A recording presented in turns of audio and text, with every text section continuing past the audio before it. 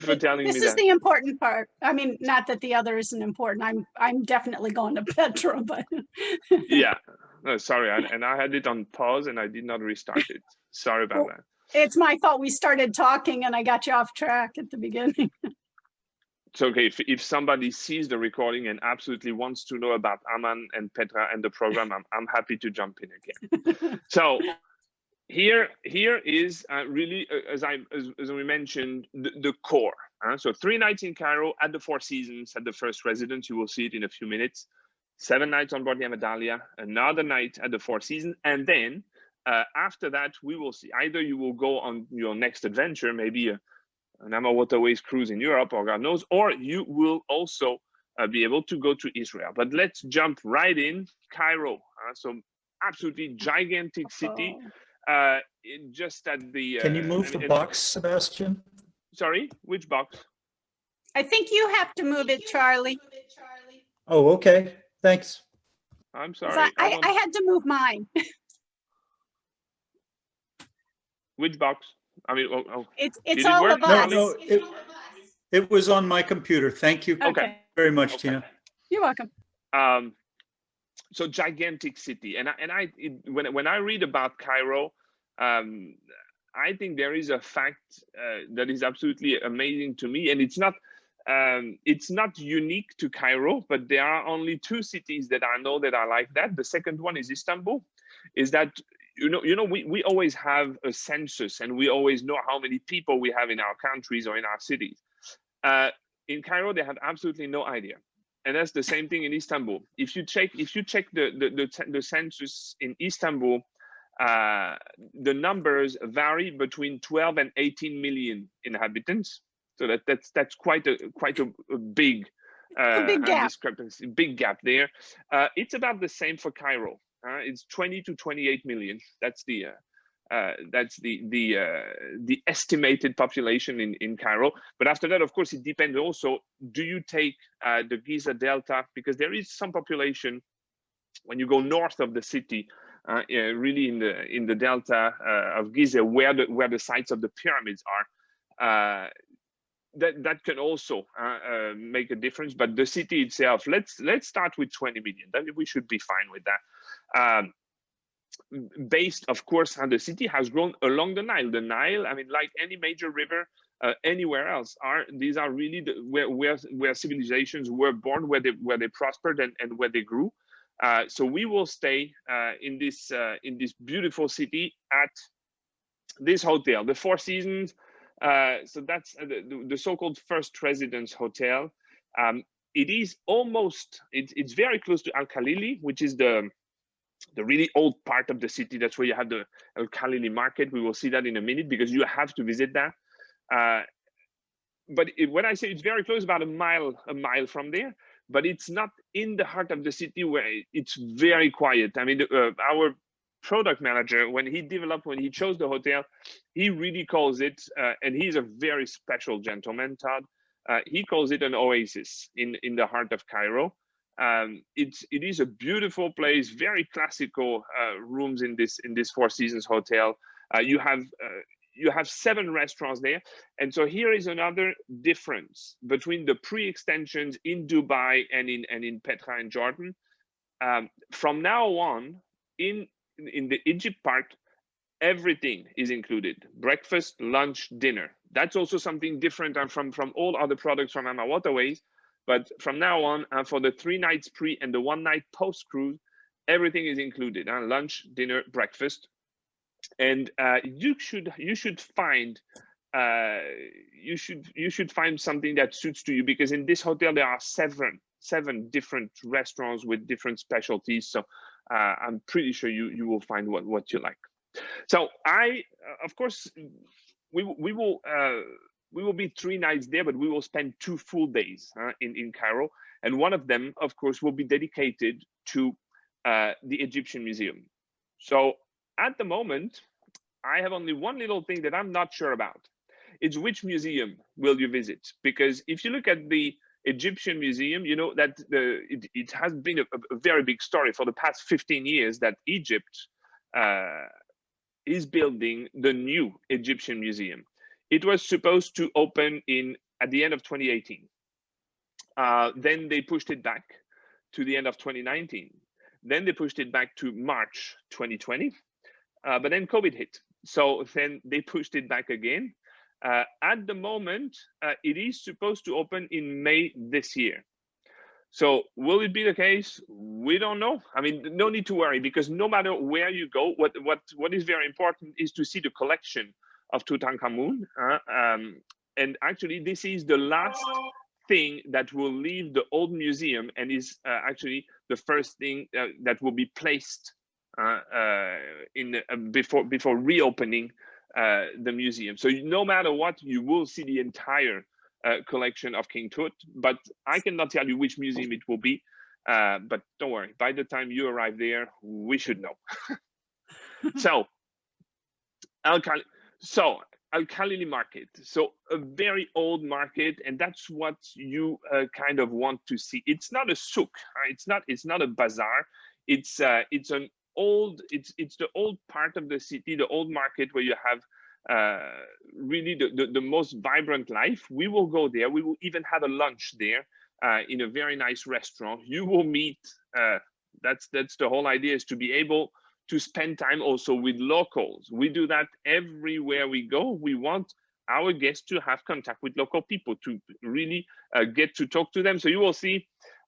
It is always very interesting, the conversations that you can have with locals, especially when they don't speak very good English. And I would assume that not many of you speak fluently Egyptian. But the great news is that from the very first moment when you arrive in Egypt, we will be split into groups, and each and every group will have their own guide, but these are not regular guides, their own Egyptologists. So they are own specialists. All of them are specialists about Egyptian mythology, history, and also current history. So this will be something absolutely great. They will be with you for the 11 days. So that's really something that is unique. They will be with you on the boat, so you will be able to really get to know and you will be able to use them. That's the whole idea, to use them to communicate with locals. I mean, not necessarily to bargain the price of a watermelon. That's not what I mean, but to really be able to get in touch with these folks. And on the second day, we will take you to Giza, as I mentioned, so in the Delta. So that's where you will, of course, discover the Great Pyramids, so Cheops, Khephren, Mykerinos. You will also see the Great Sphinx. And the Great Sphinx, I think, for me, it is something really unique, because I don't know if you know, but many people don't know that the Great Sphinx is actually built from one piece of rock. So it's a carved piece of rock, and that's where things get really interesting, because if you look at the bottom right of the screen, you see the door here.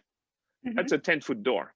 So can you imagine the size of the rock that has been put there and how it would have been put there? It was not originally there.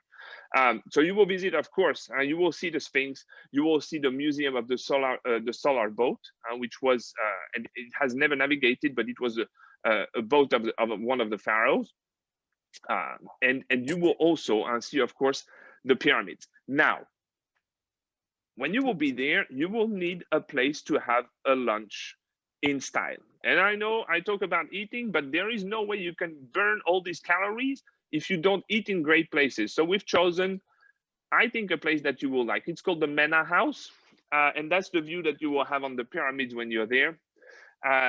It is the most beautiful place in the area. So you will be there for lunch. I mean, actually, you go there twice. You will have a little breakfast when you arrive. Then we go to the solar boat, to the solar temple, solar boat museum, sorry. The Sphinx, the pyramids. We come back for lunch. And then after that, there is some free time for you, because as you can imagine, there will be a market. There will be the possibility to get some souvenir. And after that, then we will return to the hotel for the last night. And then the next day, we will go and board the Amadalia. This, as you can see, is a rendering.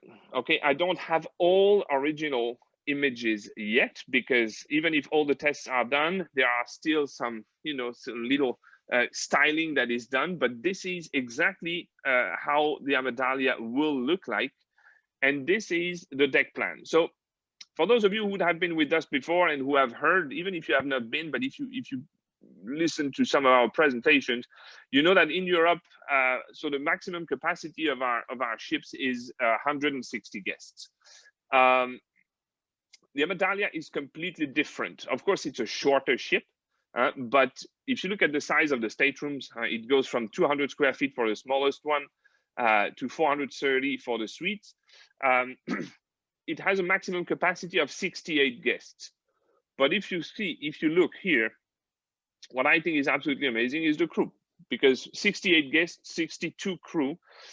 So it's almost 1-to-1. So that will be, while all our amenities from our European ships are there, while all the luxury and the quality of food will be there, because we will have actually a double team, a double galley team, an Egyptian team, and actually our corporate chef is forming a European team to get there as well. So you will have all the quality, but even enhanced on board this ship. Excuse me. So that will be absolutely amazing, I think. That's also a rendering, but I can tell you, for having been on the Ama Magna, which was our last newborn, if I can say so, because the others have not been Christian yet. When I saw the renderings of the Ama Magna, it looked a little bit like this. And actually, the renderings are super close to the reality. The only thing I cannot promise you is that you will have the 4 hot air balloons in background when you will really arrive.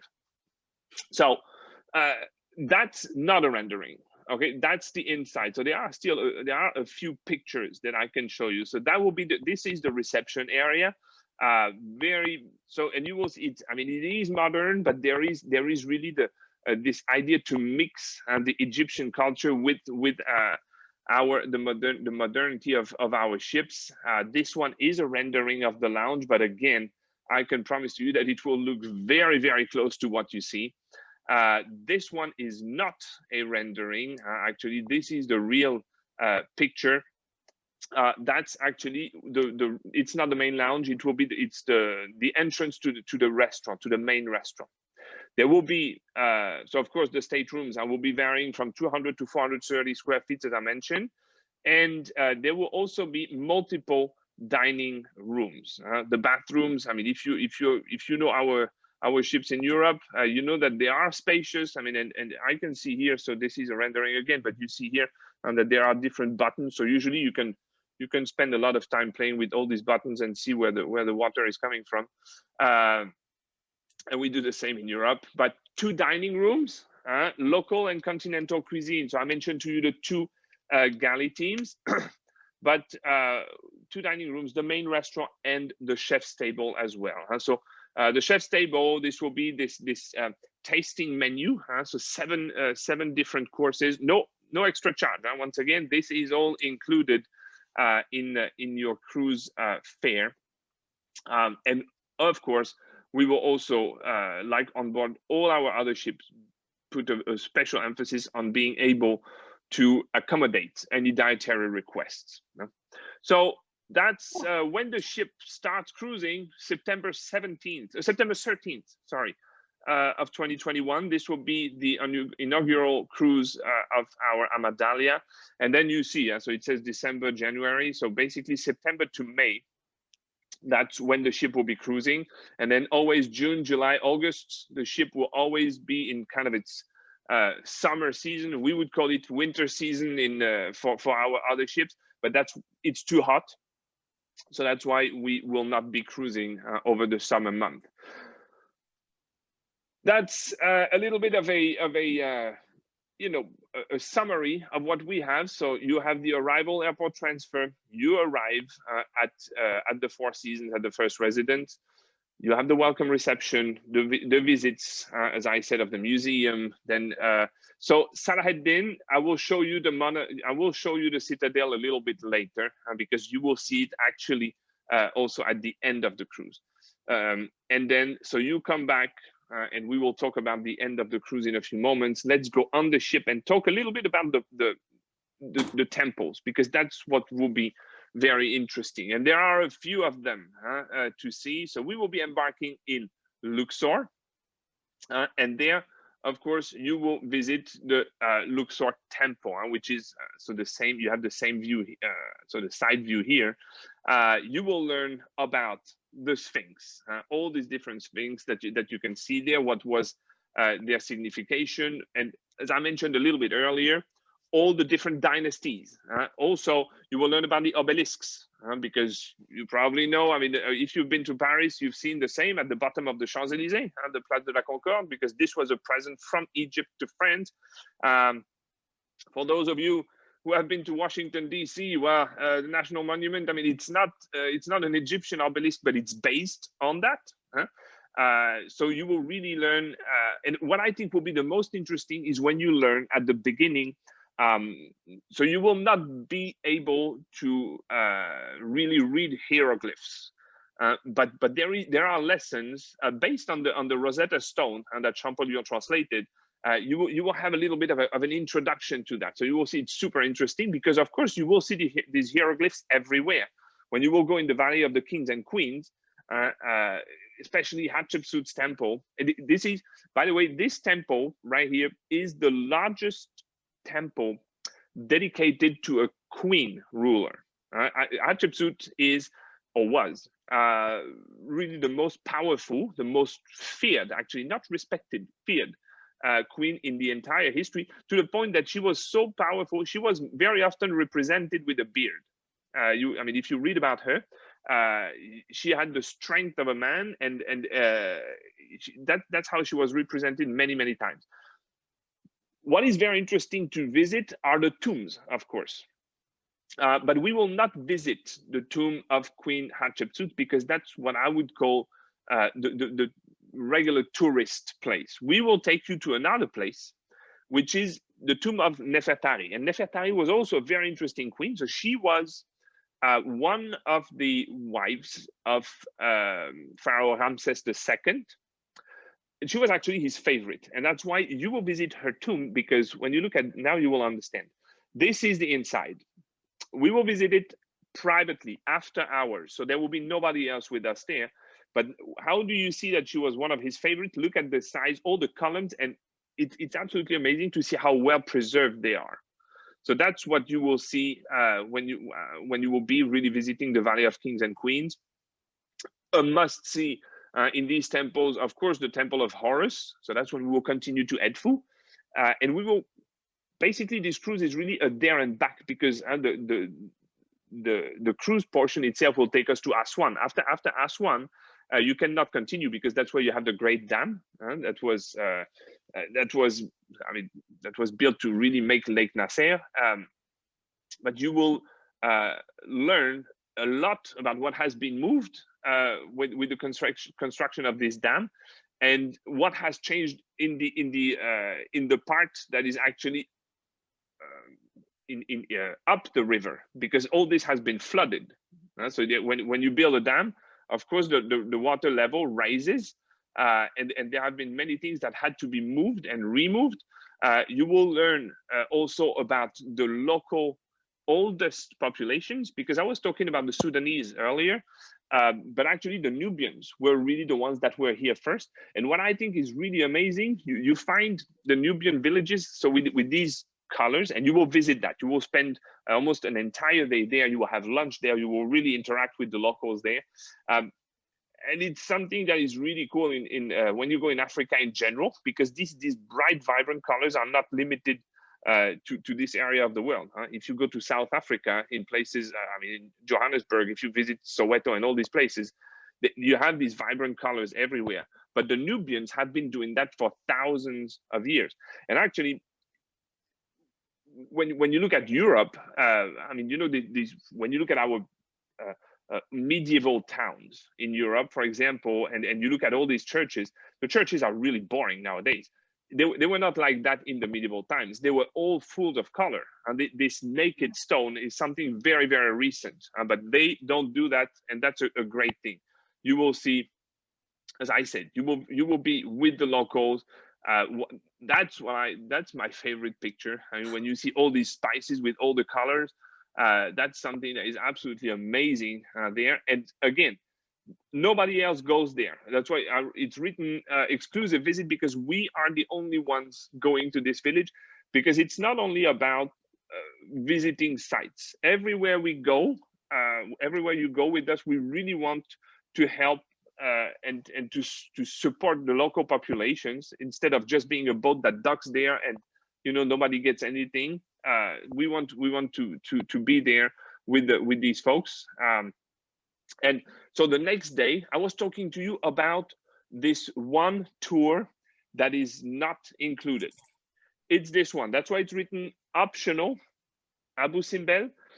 Why isn't it included? Well, because with the studies that we've made, the first studies and polling, if I can say so, even if we know now that we should not rely too much on polling, but we have found that approximately 30 to 40% of our guests would like to go to visit Abu Simbel. If you ask me, it's such a unique place. I mean, I would not even, for me, going to Egypt and not visiting Abu Simbel is like going to Paris and saying you don't want to see the Eiffel Tower and the Arc of Triumph. It's the same thing.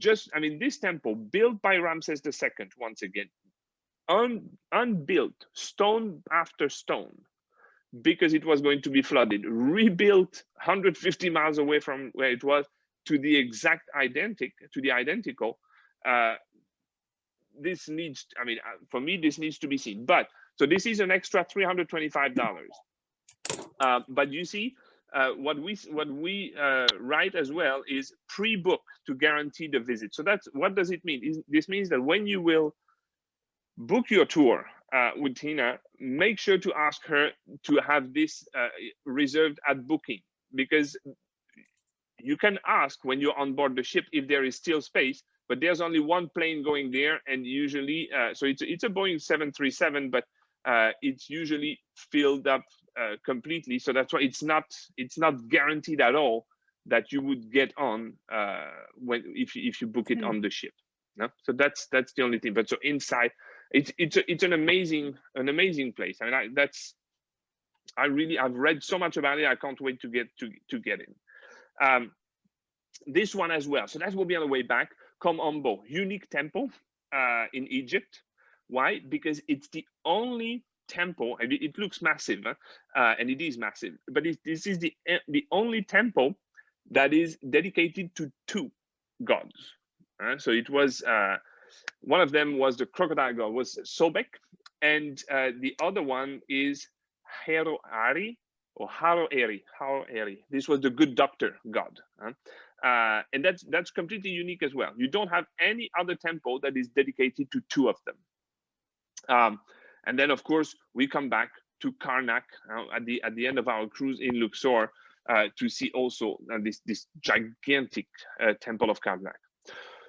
These are, and of course, I went over quite a few temples there, but you will see that it is a lot. And don't forget that you will have also some free time. It's not like we don't want you to run from one temple to the other temple and to the next temple. There will also be very nice evenings on board the ship. You will have entertainment on board the ship. It's really a great thing. And the ship will be docked. Usually when people go on excursions, the ship will be docked. So if one day you decide that, okay, you need a break, you can also stay on board the ship and just walk around and go on your own. I mean, it's very, very safe, a very, very safe area. So feel free to do so. Now, last temple, so the Temple of Hathor, and that's really on the way. And so when you go to Kenna, that's on the way back to the airport to go to Cairo. That's the last temple that you will see. And then we will come back and we will fly and we will spend the day. So because we will leave quite early and we will arrive approximately in Cairo around 11. And then we go straight to the Abdeen Presidential Palace. You have a private visit. You even have lunch at the Presidential Palace. And after lunch, we continue. So of course, that's the inside of the palace, and you will get a complete tour about it. But that's after that we have another visit, and that's why I was mentioning the mosque and the really old town. That's what you do in the afternoon before coming back to the hotel for the last night. And then after that, of course, so you're back at the Four Seasons, and then either you can finish the tour there, or comes the post extension. So you've been already with us. Let's say that you've done Petra and Jordan, but you've been with us already for 15 nights. But if you want to do 4 more nights, by the next day we will leave Cairo and we will fly to Jerusalem.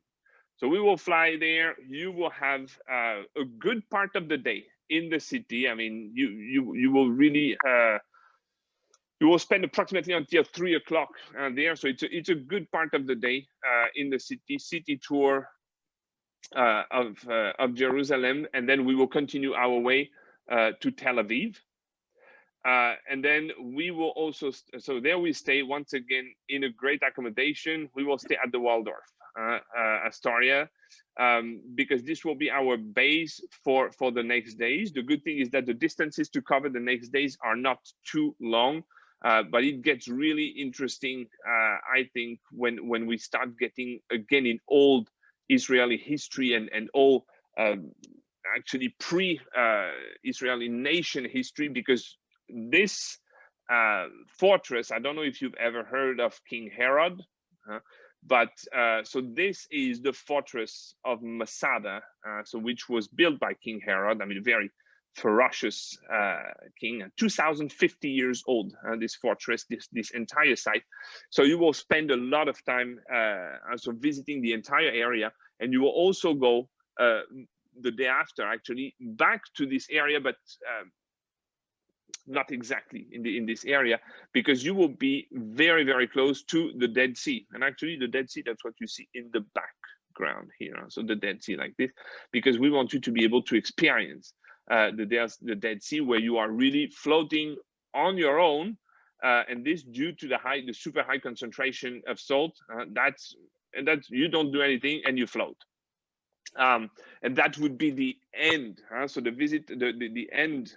So the visit of Jerusalem, Tel Aviv, Masada, and then a little splash in the Dead Sea at the end, before returning to new adventures, let's say. So that's what we have for you.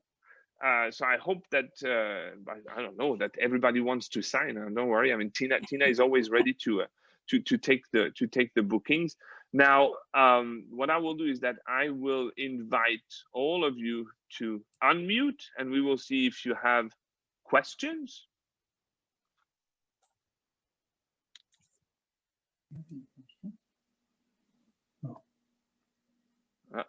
Tom, Tina, Charlie, Tom, Kathy. Any question, anyone? Any question? It's a very good description, Sebastian. I enjoyed the photography. Really amazing. Thank you, Charlie. I think it will be a really unique trip, because so there is something also very important that I did not mention about the ship itself, because it is a new ship. You know, that's very different from many other. I mean, usually when people go to this area, a new company arrives and say, we have a new ship. What happens is that the ship is just you know, maybe partly gutted inside and repainted, and it gets a new name, and here is your new ship. That's not the case with our Amadalia. She is really completely brand new, engines, every possible thing, air conditioning systems. So that will be really unique. And again, having this this experience with the crew. I mean, the crew is always a very important part of our experience. I mean, for me as a cruise, I mean, I'm not a former cruise manager. I'm still knowing that these guys are around and working with them is really great. And I know that it's really a big part of the experience for our guests. I mean, I can tell you that they remember the crew They don't remember, they will not necessarily remember the name of the ship, or they will say, oh yeah, the room was beautiful, etc. But the folks who came and after one day already call you by your first name. The second morning when you want your coffee, they know exactly that you want it with 2 sugars and stirred 3 times left and 2 times right. They know that. That's something that people don't forget. And this will be a really special thing once again here. Yeah. That's what I hear from everyone that's been on the ship. They always comment about that. So it's amazing. And it's true. I mean, and I will tell you, because it's when they're in the restaurant. I mean, of course they take care of small groups. I mean, when you're the cruise manager, it usually takes me one more day. I mean, one day more than they do to remember the name of the guest. So if I need something from a guest the first evening and I don't remember, I go to the crew member corresponding and say what's their name, and they will know immediately. I mean, what the work they do there is fascinating. It's beautiful. I love the fact that you have Egyptologists that will go around with us. Yes, because that's unique. I'm really fascinated by that. I mean, if you want an expert, who are you going to ask, right? An Egyptologist. Yeah. And small groups. We don't change anything. I mean, everybody says, that. Not everybody, but I've heard it quite a few times. Let's say that post-COVID, that everybody will be able to come back to groups, etc. We don't change that. We had small groups before. We had small groups during, because we were cruising last year, and we will continue with our small groups. That's the best experience for the guests, but also for the guides. That's if you have a small group of people, you can interact much better with them. You get to share much more personal things. You can. I mean, there is only positive. There's only positive.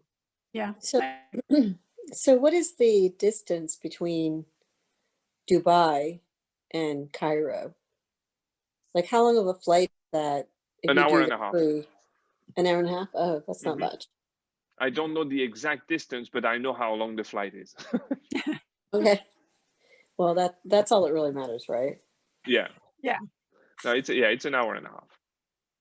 Great. Yeah, Dubai looks really fantastic. Well, yeah. Thank you. The only thing I can say is that, Tina wants to go, so create a group. We'll create a group and we'll all go there. I want to go too, so we'll all go together. When is the best time to go? So from what I hear from Todd, he says that really end of January, February, March are really the most beautiful month in terms of stability of the temperatures. But I think because if it's September, October, so September, it will be after August, so the temperatures will still be quite high. But there are always plus and minuses, when you are there, because you will have. It's true that you will have the most constant temperatures, but the great advantage of September and October, since you're quite south, is that you will have much more daylight. So there are always, you take something, you give something. What is the average temperature there usually? It will be when it comes to morning temperatures in January, February, it can be in the 50s in the morning, and then it will go to the mid 70s in the afternoon. It's very similar to what we're having now here in. Oh, okay. Yeah. I wasn't sure where it sits on the equator. It's very dry. It's very, very dry. The air is super dry. So even in cold weather, when the air is dry, it doesn't feel as cold. That's true. Yeah, like you're right. Colorado, versus New England, it could be the same temperature. You're going to be colder in New England than Colorado because the chill from the moisture, So, absolutely. Yeah, so that's cool. Cool. Great. Very nice presentation. Well, thank you very much. That was wonderful.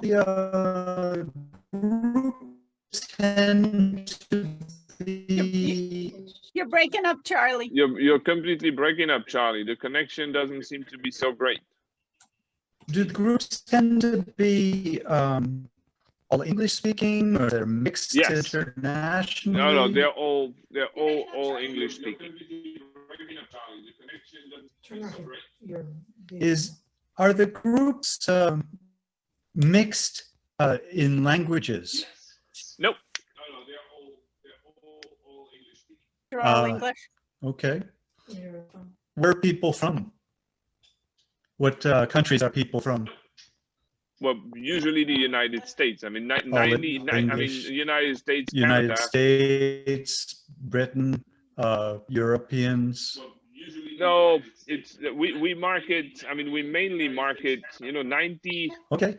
92%. That's really United States and Canada. So there are some British people, but not that many. And in the bookings, I mean, I would have to check how the bookings are in terms of nationalities, but I'm betting with you that the vast majority would be the United States again.